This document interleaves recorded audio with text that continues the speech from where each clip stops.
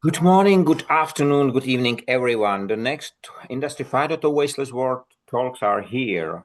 With Bill, Kevin, Mark, and myself, we will write on the back of a language towards Wasteless World. And today, the term of the week is connection. And I will start with you, Bill, because I have you on the top of my screen. So, when you heard a minute ago that the term will be connection, what came first to your mind, please?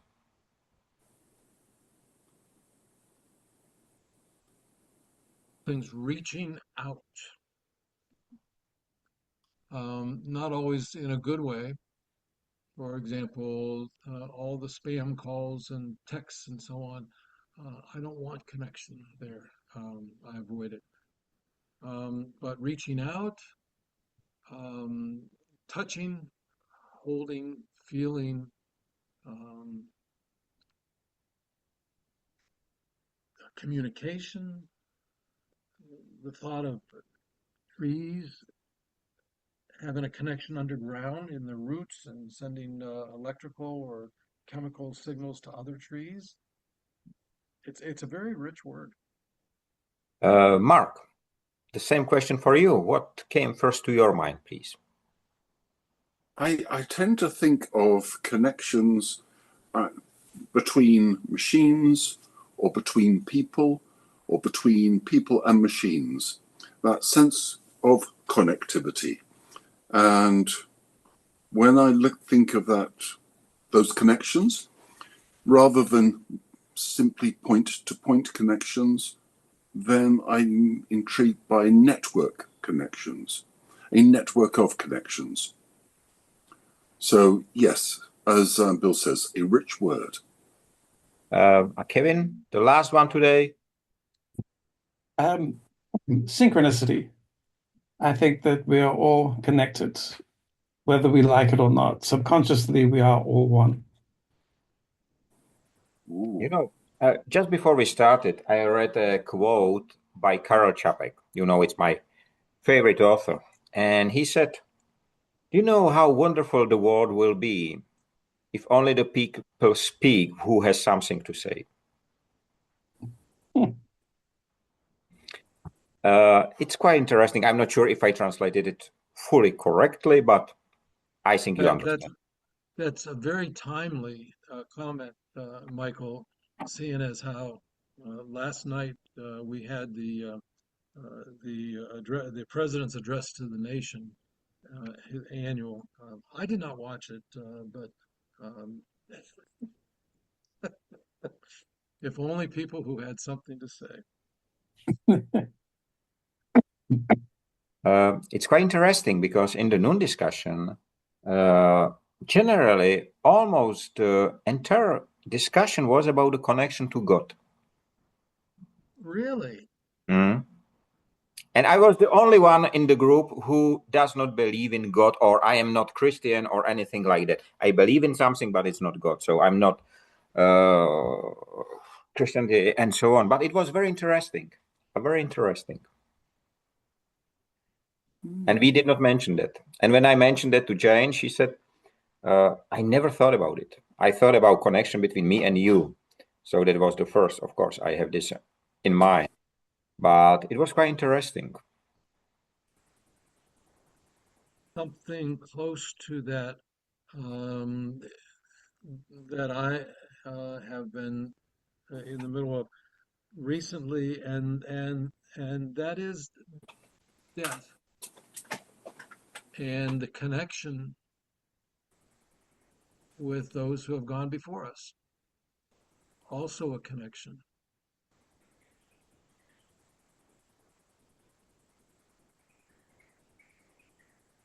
I like to think that we stay connected, even though they've passed on to somewhere else. They're not gone totally.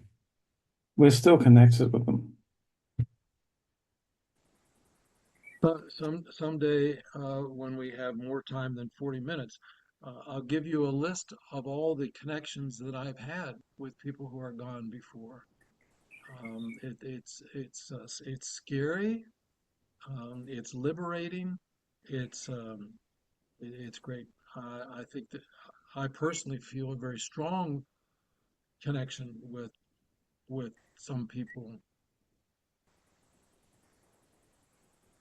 I see Mark thinking very deep about the term and about the word said. So, Yeah, Mark, well, so many points have been raised. Going back to your quote earlier, the Finns interpret that, or it's translated into English as "silence is golden." Okay, and which is a fascinating strand we can go down. But what strikes me on the connection is that I had an experience literally just this morning where I was making a cup of coffee, and for whatever reason, I don't know whether it was a smell of the coffee, I've no idea what it was. I was transported across time to a moment in my childhood, and the memory was so vivid. And literally, as I was standing there making this coffee, I felt completely and utterly connected to that period in time and the people that were there. And it wasn't as if everyone was sitting around smiling and waving and, do we remember each other? This was a normal, everyday occurrence. People walking in different directions, but I can remember colours. I can remember smells. And it was so vivid that that sense, that connection, it's extraordinary how connections can cross time. uh, it's quite interesting that you mentioned colors and so on, because one of the topics which Jane said, when I feel connection, then it's connection between colors, that one color plus other color make another color. And the connection between materials. And that was almost no touch or screw and whatever is the name of the other part which you put on the screw. But that was not mentioned at all. Maybe because of the group was not industrial group. But it was quite interesting. There is a lot of connected to connection. And can we live disconnected? Nope. I don't know. I wouldn't say no, because I think of the monks who don't talk for years and maybe are up on top of in a cave up on top of some mountain, or maybe that's just a story. I don't. They actually exist, but people row by themselves across the Atlantic Ocean. So, what connection? Maybe the connection they have is with the sea and nature or the fishes. I don't know, but I think people can live by themselves. There's lots of times when I would love to live by myself.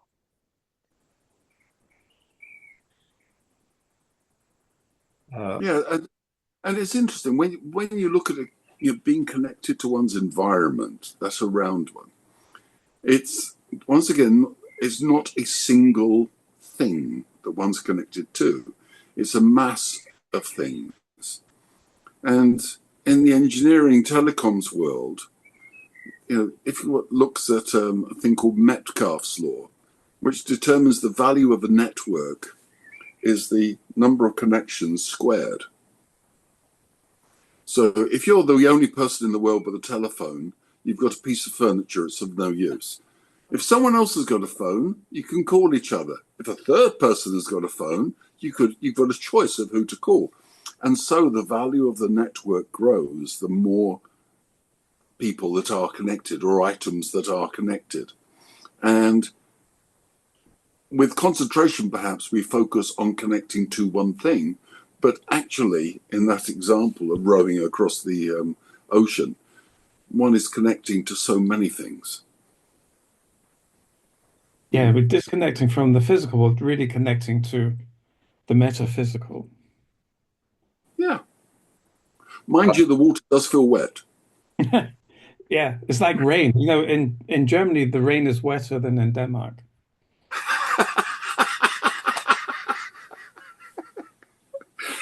Why is that? I don't know. It's I blame the Germans. I don't know what they're doing, but their rain is just wetter. You've just reminded me of the first time one of my very early trips to the States, and it was the first time I had a dry beer, and I'd never realised I was having an oxymoronic beer. There, I got over it.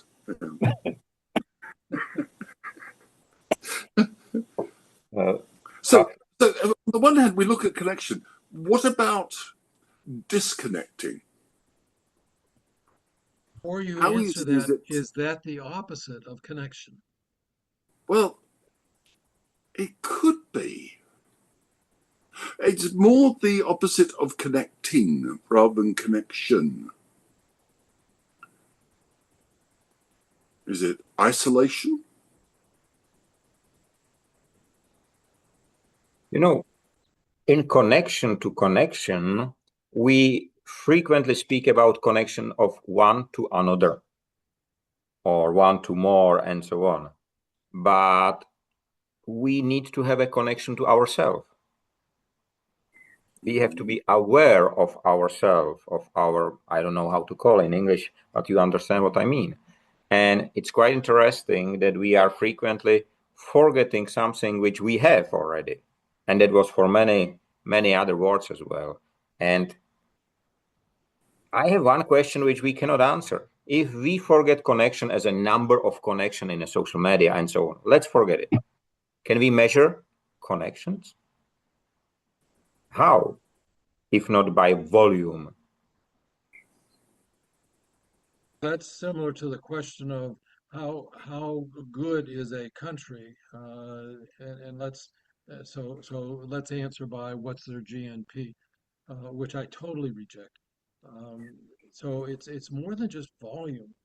Um, I think never thought about this before, but when you are in connection with yourself or with nature, your soul understands that. I don't think it's volume. No, I don't think so. I think it's the quality of the connection, and I think connection is something you have to work on. To connect with people is a skill. To connect subconsciously is a skill. To connect with But your environment is a skill. but how do you measure that? I think in terms of personal satisfaction is the only way. It's not otherwise, how do you measure happiness? You can't really. And do we need to measure it? I don't think so. I don't think that we need to measure everything. This world we are competitive. We're so competitive, and so it's natural. I bet you this is said every day. I'm happier than you are. I'm richer than you are. I'm whatever you're, but I'm happier than you are.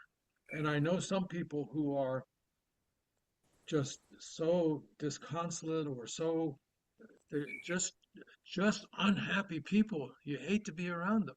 So somehow in your brain you are measuring that. I do remember when I met my German boss at Schenker, right, 30 years ago or more. He answered all the time on the question, "How are you?" He answered all the time, "Not as good as you." I like that. It was Yeah. it But was what great. does that mean? How does he know how happy you are? I never asked. He was a great man. He was my boss. He was German, so I was Czech. His salary was high. I don't know, but he ever answered with the same answer. And he was really a human. He was unbelievable emotion. So the emotional intelligence plus the professional experience, he was really great man. Dieter Adler was his name. I it's funny. I imagine a full railway carriage. Okay? If one looks at that Are these people connected? Well, they're all in the same carriage, and physically there's proximity, but they're not connected. What we actually have is a social aggregation of individuals. If they are connected with each other, that transfers from an aggregation to a network of people. Now, what fascinates me is that within that carriage of people, you have probably the majority of people who are just busy getting on with whatever they're doing, reading their screens, doing emails, sending messages to loved ones, reading, viewing, whatever. Then there are two other interesting groups. One group actually loves the anonymity that comes from being surrounded by strangers but having no connection to them. And then there's another group of people who feel loneliness because they're not connected to those people. And I find it interesting looking at these different levels of connectivity and looking at that quality and indeed the happiness. In this instance, theoretically, the majority of the people are getting on with whatever they're doing, and they're either happy or unhappy doing that. And the people around them are almost an irrelevance. The other two people, one delights in them being there, providing the anonymity which one finds in a city or one finds in a full railway carriage. The other feeling quite hopeless and lonely despite being surrounded by potential connections. And I just find it interesting, these different groupings of people and connectivity in that aggregation or that network arena. Sorry, that's a long one. I'm going to stop talking there, Michael. You reminded me on social media, which have been introduced as a connectivity tool, but at the end, many users disconnected from the real connection. So they have virtual one, they know what happened on the other part of the world, but they know what the neighbor does or who is sitting next to them. They have no idea, they have no interest, they are just connected.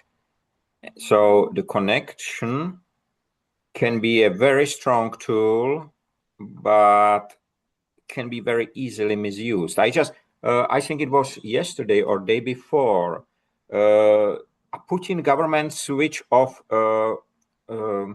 WhatsApp in Russia, so they cannot communicate. And then he decided to switch off a Telegram, which was a Russian social media or communication tool. And after they did so, they realized that the soldiers are not able to communicate. They switched one of the communication tool, which was probably important. And I'm not sure if they switch it on again or not sure about it. I think it's a very fresh news. But it was working an hour ago. yeah. Yeah. Okay. Who are you sending messages to, Gavin? Anna in Moscow. I just wondered if there was a military force that you were connected with. Oh, yeah. Yeah, I was asking who was winning. Do you think that at events like the conferences of United Nations or that there really is being established a connection? That the people are going, because when I ask them, why do you go to fight climate with your private jets all around the globe to speak for 1 hour? We need to have a personal face-to-face connection. Do you think that there really are established connections? I don't think. I don't think so. I know, Michael, we met, and Mark, we also met, and as a result, I met Bill on Lunch Club. Mm-hmm. And it doesn't exist any longer, I don't think, but that was the most amazing way to connect with people. Yeah. I don't even remember that. Was Lunch Club a social media platform? It worked where you would put down what your interests were, and then somehow it always managed to choose people, and you'd meet and talk to them for 40, 45 minutes. and it was completely open. So it just put you together with like-minded people, and it worked extremely well. And maybe this is the reason why it does not exist anymore. Yeah. Because it is not the intention that the communication work well. The intention is that it does not work, so that you need to communicate more.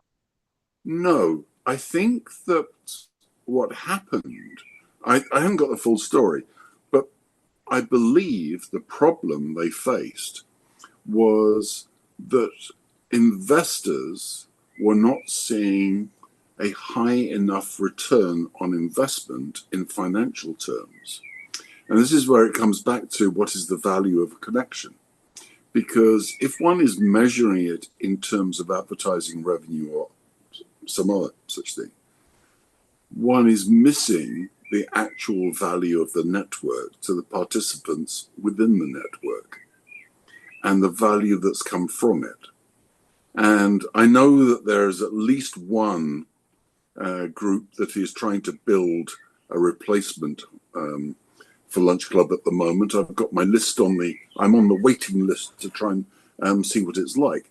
But it's interesting just to see how people are motivated to build specific networks to enable connections, but they're not interested in enabling them. And often what comes out is not what was expected. So, at Nokia, we had connecting people appearing on the screen of every phone every time you switched it on, and it was the tagline with the brand. And many of us realize that actually, rather than connecting people, arguably, we were disconnecting them.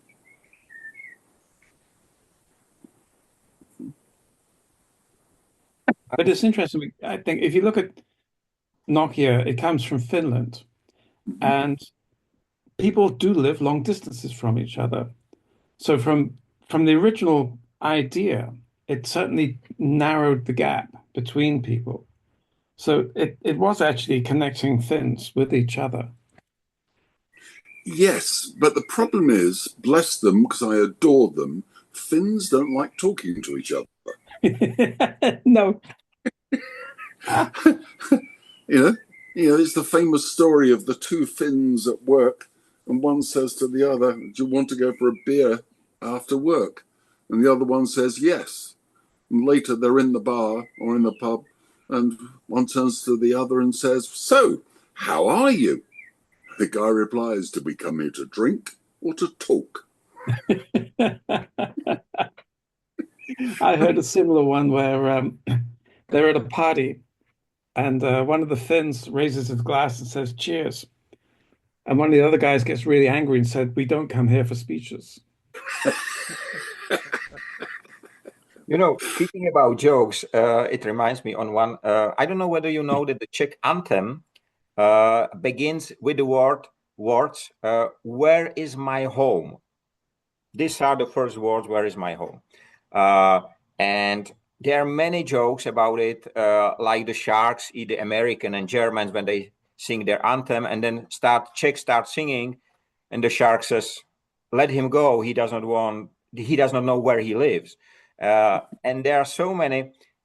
So do I understand it correctly that connection or the strength of connection is connected to ability to communicate?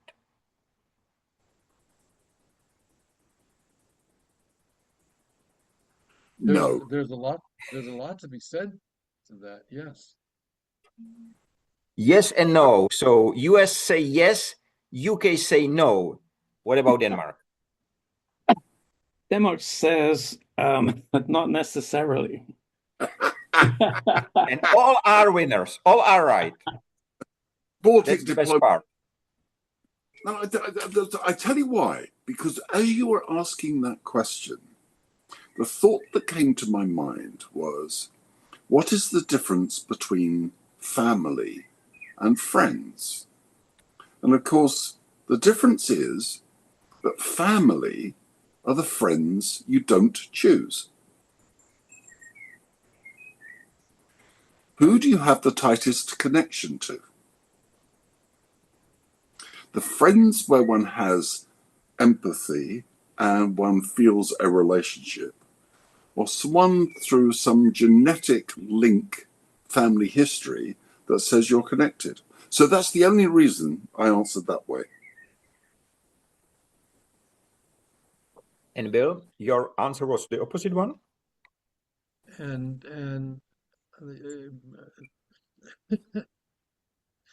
the words are slow in coming out today. So it's I think you need the ability in order to have a communication or to have a connection. And I only say that because I can think of many people now who don't have the ability. Either something gets in their way. Um, they don't think it's necessary to have that skill. Their ego gets in the way. So I know lots of people, family and friends, who do not have the skill to communicate. And in fact, I think that that's a continuum. Everybody has some skill in connection, um, uh, and you're either on one end of the spectrum or maybe you're on the other end of the spectrum. But I think connection is so important to be able to look at a person in the eyes and you both smile at the same time. That's a connection, right? Um, or you say one word and the other guy laughs too. That's a connection. Or uh, when somebody suffers a loss, and just being there. I remember when I was in high school and my girlfriend's father died, and and my mother said, "You have to go to the funeral or the wake." And I said, "But I don't know what to say." And she said, "Your being there will say it all." And she was right. I will never forget that. So there's a connection there if you recognize it. I don't know. How do you know I've got a connection with Mark? And, and to some level, and maybe someday it'll be better, or it'll be deeper, or however you measure it. And the same for Kevin and certainly Michael. And I've never met any of you, and you're a world away, but the connection is there. And if I had a problem or a difficulty, and I would trust any of you. And why is that? We've never even met. Mm. I think a lot of that is thanks to Zoom, for example. That because I could not reach this level of connection without seeing your face and watching your eyebrow furrow when one of the other guys says something either humorous or right to get a reaction or it gets a reaction. Connection is terribly important. I'm an old salesman, and my boss in the 60s and 70s would say, "You can't sell on the phone. Get in your car, go over there." And and I learned that they were absolutely right. Kevin, I feel that you have something to say. I was thinking that there is, with the connections we have, that there's just a great comfort in having those connections. You know, even if you don't talk to somebody for a year or 2 years, the fact that they're going to be there is extremely nice. It's really that's the great thing about having connections like that, is that just knowing they're there is really, really comforting. And it's strengthening. Yeah. It fortifies us. And it's great when you meet with the person after 2 years, and it's just like when you didn't see each other for one day. My example with Jane, 35 years, we haven't seen each other. And at that moment, it was there. It was simply there, and it remains there, and it's stronger every single day. So it is, I think we should not try to measure connections. we should improve our ability to feel the connection. Because numbers are just confusing in some way. You know, LinkedIn, 30,000 connections. I just make a calculation. This is LinkedIn limit, 30,000 connections. I just make a calculation. I am 54. How many people will I met every day in my life when I met only 30,000 people? It's about 1.5 person a day. It's nothing. And they call it limit. Why? So I think feeling it is the important part. Yeah, I remember once I was in Germany and I was walking across one of the bridges in Düsseldorf across the Rhine, and there was a girl coming the other way. And every time I moved left to get out of her way, she moved right to get out of my way. And we did this 4 times. Then we stopped in front of each other. And I don't know why I just said, I bet your grandmother is East Prussian. And she almost fell off the bridge. She said, how did you know? And I just had this connection. I knew that she was an East Prussian girl. But the pity was I never saw her again. I never spoke to her again. I regret that. Yeah.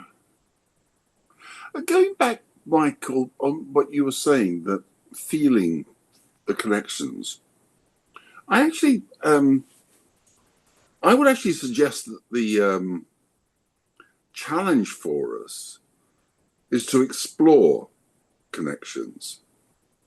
And it's funny, forgive me giving these train analogies, but it's interesting the way that we normally, 4 of us are a bad example of it, but normally we tend to make connections with people like us, and the people like us tend to live in similar areas to us.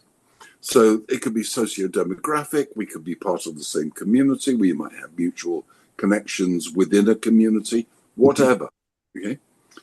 And it's amazing how many of us go through every day walking past people, sitting next to people, whatever, who are from our neighborhood. They could be at our local railway station, for example, anywhere. And we never bother, or we never try to have the conversation to explore whether there are connections there. And often, when we do explore, it's astonishing the connections that emerge. My daughter had one literally 2 weeks ago. She lives in London and she commutes by train, and she tends to take a train to work, and a neighbour that she's never spoken to from further down the road is someone that tends to get on the same trains as her. And they both walk to the station, they get on the train and off they go. Never a word spoken. And it was only because one morning, 2 weeks ago, that the trains were cancelled and there was a replacement bus service put in. But more importantly, the counter that was selling tea and coffee was closed as well. That prompted a conversation between the 2 of them. Oh dear, there's no coffee. It then transpired that not only were they neighbours who got on the same train, they both work in the same industry, they know the same people, and as they started going through some of their connections, they both work in media. One of the girls that this other woman knows is the sister of someone that my daughter went to university with. Connection there. And then this woman says, yes, this particular girl, she is so helpful. We went on holiday to Porto recently, and she was able to give us some great advice on restaurants to go to. To which my daughter said, yes, I went to Porto with her last summer. And the point of the story is, just the number and level of connections between two people. But it takes something like that, coffee not being served, to actually prompt the connection. And it's amazing how, if we do explore, we discover other connections around us. But too often, we go through life almost with blinkers on. I will stop there, I promise. Mark, is that age related? Because I remember having blinders on when I was younger, right out of school, first job, and so on, as compared to now I can get into a conversation and make a connection as you're describing almost with anybody on the street. And I've done it down at the beach when we walk every day and there are people, right? And you just stop and start talking and it's fascinating. So is that age related, maybe experience related? That's a really good point. It could well be. I think there's also a cultural thing in there.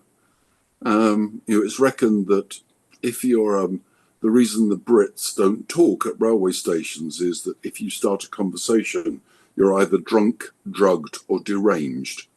And and maybe as we get older, there's confidence or not being so worried about rejection. 2 minutes I love left. talking to people on trains. 2 minutes left. Yeah. I love talking to people on trains. When people are traveling, they're in a different mindset. And I Yes. remember getting on the train and my ex-wife would say, don't talk to strangers. But I couldn't help myself.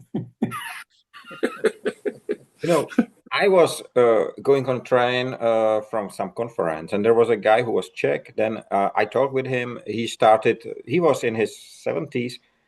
He lived in Australia. He came to Czech, and then we came to books. And I said, I like science fiction. And he said, Jules Verne as well. I said, yes. And he take his suitcase and take out the first edition of Jules Verne book he bought in Paris Wow. in auction and gave it into my hand so I can feel it. It was That unbelievable. that's synchronicity. That's It not is. coincidence. It is. But unfortunately, the connection, at least the internet connection or the limits of the social connection, is ending by Zoom in 1 minute time. And as usually, we even didn't touch the surface. But it is so. And this is so beautiful on writing on the back of language. So thank you for your time. Have a nice time for your waste and wasting in all its forms. Stay safe, be free, be human, and let all your connection be deep and strong. See you next week. Bye bye. Bye-bye. Bye. Right.